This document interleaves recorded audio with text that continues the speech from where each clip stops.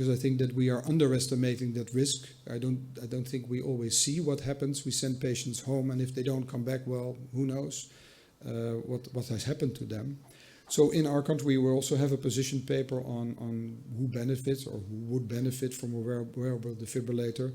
Those are the patients that have an ICD indication, but it cannot be implanted or re-implanted. Sometimes patients already had an ICD, but it was explanted because of problems with that. And then, the patient is still at risk. And then we sometimes bridge that time to a new implant with a wearable defibrillator.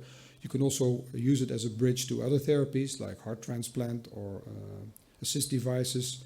And also if there is a reversible risk, as we've just shown in the slides before, if there's a reversible risk of sudden cardiac death, then that is also a reason why you could bridge that therapy.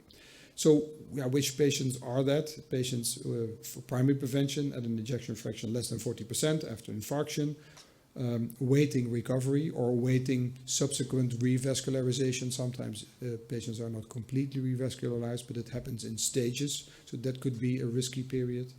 Patients on the waiting list for LVAD or heart transplant.